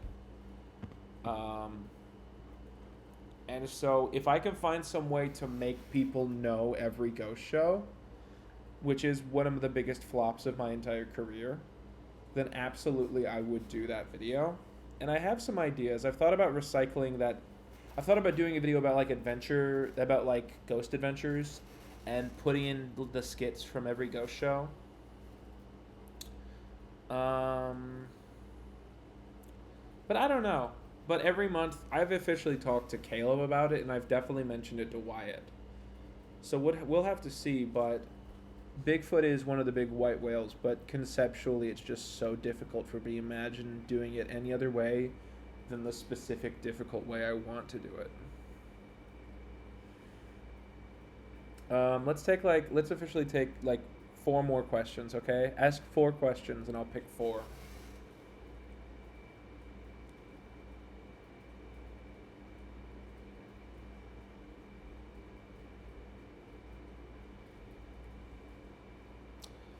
I definitely think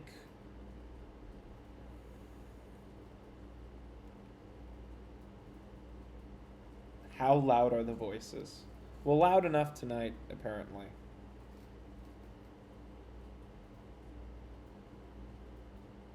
Never done a YouTube poll. I'm not counting that as one of the questions, but I have not done that.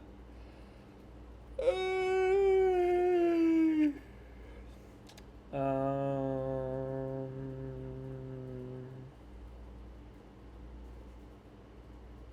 I don't have any thoughts about A Thousand Ways to Die. What's one thing about you that we would be surprised by? People are always shocked that I'm big. That I'm about 6'4", closer to 6'5" when I got like shoes on. It's always the thing people mention to me, like, "Oh wow, I didn't think you were so big." And then I'm like, "I stand in front of a door all the time. That's on you. Nothing implied that was a small door. If you thought I was 4'5", that's on you."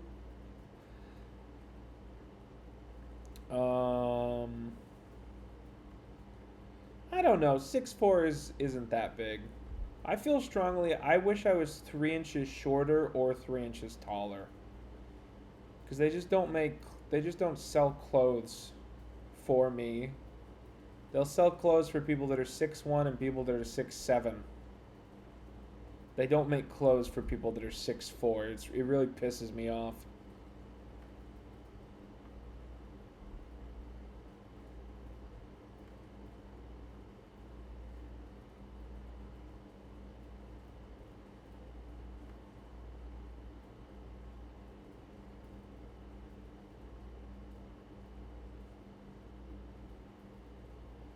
I think Rhett from Rhett and Link is 6'7".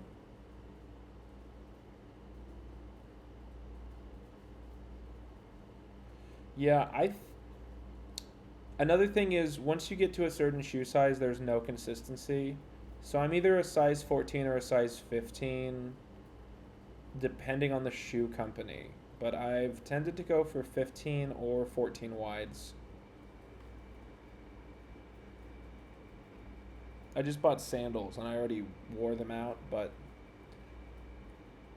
I think I got size 14 wide and they're definitely too small.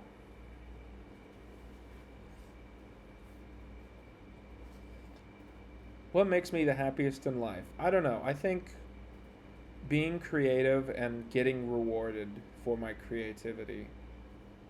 And maybe it's a sign there's something wrong with me that I think the reward, the reaction, the audience interaction is an essential part of creating sometimes. Sometimes it's not. I mean, it's not like I don't have 20 projects I'm constantly working on that none of you know about. But I think that's the thing that really makes me feel fulfilled. And when I'm past like May, I should try and give myself like 2 months where I just don't do anything. I don't think it's going to happen. Unless I get to 1 million subscribers. If let's say in April I get to 1 million subscribers and I stay there, I could see just taking 2 months off. But until I get to 1 million subscribers, I think I'm just going to work all day every week, you know. Okay, 2 more.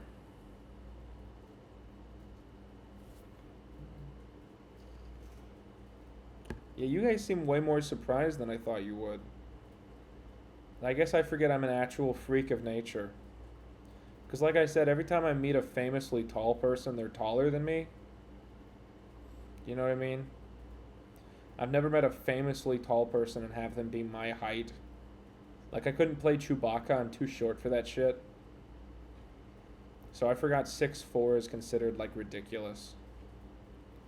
I think I really am going to do Animorphs. I promised it, and I got sold all the books, and I promised it.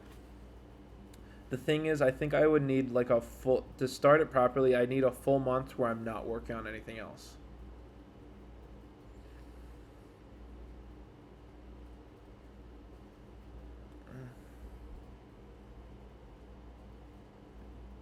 I am pretty tired. Yeah, I might log off and maybe DoorDash some dinner. I don't know. DoorDash some Grubhub. Look, let's do 2 more questions. Wait, Animorphs was a question, yeah. So basically, like, Animorphs, I'll answer this, and then we'll do 1 more question. Animorphs was a subscriber goal promise. I think it was 430,000 subscribers, and it was like, if we got there by the end of 2020, I was going to do an Animorphs video. And we reached the goal. We got there. I bought all the books, and then iCarly took over my life. But I definitely think when iCarly... That was the original plan. I was like, I'm going to finish iCarly. It's going to take like 6 months, and then I'm going to start working on Animorphs. And Animorphs definitely I see as like... I definitely see Animorphs as like... I'm going to work on this for like a good, like, at least 3 years. And when I start working on it 3 years later, I'll have like an insanely long video of... And the idea is each segment is just me, like, doing a book report more than anything else. And, like,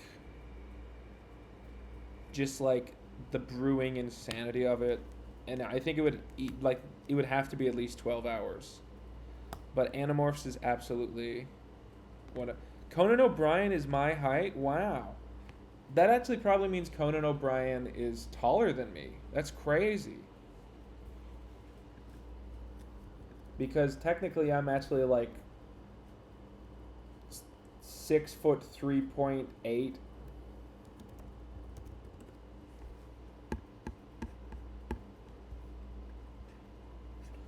Abe Lincoln wasn't 6'4" either.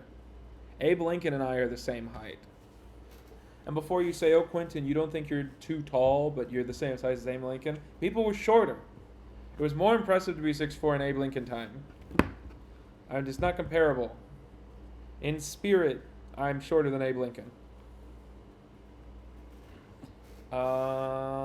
Favorite watch or show? It's got to be Puppet History.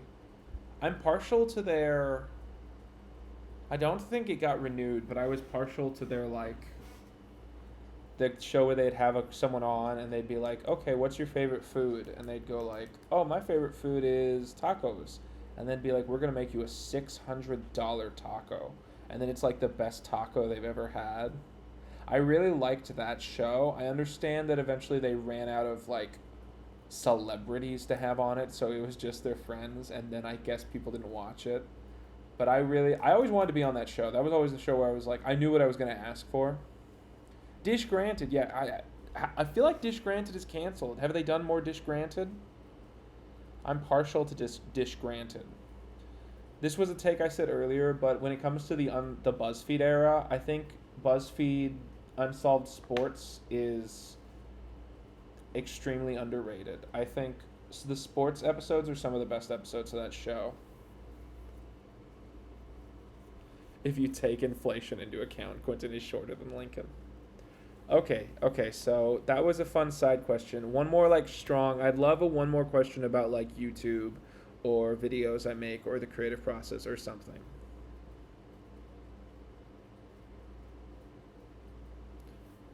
All right.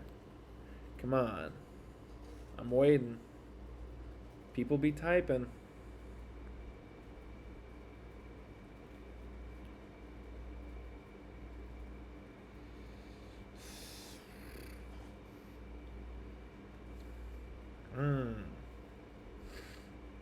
Basically what's happening here is I'm looking at these questions you guys are typing. I will give an answer to one of these as soon as I have like a really good answer.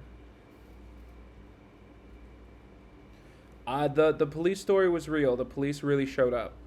The cops showed up, and I gave them a full tour of my apartment. just to prove that I live alone. But they really thought, like, apparently my neighbors thought I was torturing a woman somehow. And maybe my neighbors were actually torturing a woman and the cops were just bad at their jobs. I don't know. Um, B movie is underrated in terms of influence. B movie changed my life. I think Fred is the best Fallen Titans if you officially consider it one. It's called one. Um, Wait, what are you guys reacting to? What did I say that's surprising? Yeah, when I reviewed, I watched a Sonic movie, or like a Hedgehog movie with Hippie, and we watched the movie and we were like laughing and hollering. It was a really bad movie. And then I turned the camera off, I turned my mic off, I started to make myself coffee, get a knock on the door, I open it, and it's the cops. My neighbors called the cops on me. Um, and the cops were like, "Yeah, your neighbors reported that you are torturing a woman. We had reports that there was someone like screaming for help in your apartment." And I was like, "What the fuck?" Because I know you're thinking like, oh, because you and Hippie were watching the movie, so they heard two voices over Skype. No, I had headphones in. Like, I was laughing and hollering and making noise. So either, to this day, I think either my neighbors are stupid or another one of my neighbors was actually torturing a woman. Because I don't have another explanation.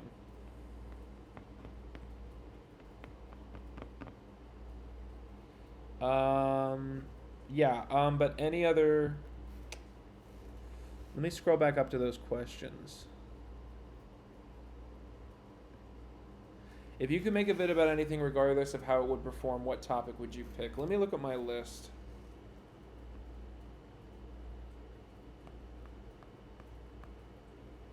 Um, let's see. The McDonald's video is definitely like a big road trip documentary where I just talk about like up to 30 or 40 or 50 weird McDonald's I went and saw just to document them. Like, that's a documentary I'm making that's going to be several hours long. Like, I don't know if all of you know about that or know that's what it is, but it is like a road trip. Like, Quinton wants to see America while working through his trauma, and he wants to see stupid McDonald's and record and film and capture them. That's what the documentary is. That's absolutely up there in terms of like, that could just fail, and I put so much energy and money into it. It couldn't ruin me, because I can just do a video about fucking Cabbage Patch Kids or Bratz dolls, and then I'll make money with almost no input. But that's gonna be my documentary. Rainforest Cafe is a good comparison. I haven't spoke to Eddie in like half a decade. I hope he's well. Every once in a while he'll like my tweet, but that's definitely like the vibe I'm going for of like it is a road trip exploration. And I want it to be like, in my head it's like it's about America, right? And it's about like one of the big themes in my head is that it's like I want to see America, but I don't have an excuse because the American dream is that dead. I don't have a reason to go to every state in the country. I need an excuse. And so that's the point of the documentary in my head, and I become really obsessed with it. And I'm just going around, and like I said, I booked like 5 trips. They're cheaper than you would think, especially if you're crashing on people's couches. But that is the big thing where I'm like, that's my magnum opus where I'm like, this could fail. Like, and then it's also like, I think I really want to like analyze my trauma of this decade. Not public stuff, not stuff that's public right now. I'm not going to be talking about like internet. I'm not going to be putting people on blast. Don't think that's what I mean. But I want to talk about like the shit I've been going through privately that I purposefully never talked about because I thought talking about it wouldn't make me feel better. And I want people to cry, but I'm very passionate about it. But that's, I guess, the answer of like, I have to work on that video hoping that any video I want to make will do well. And praying that I'm not wrong.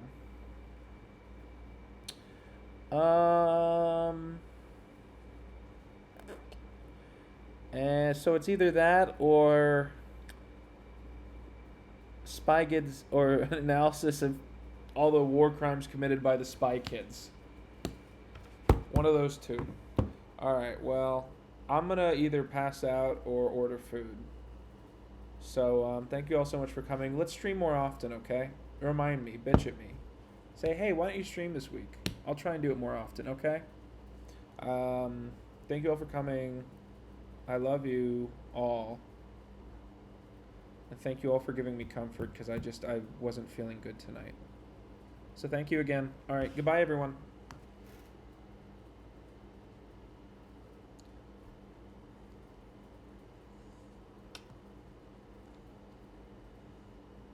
Jerks.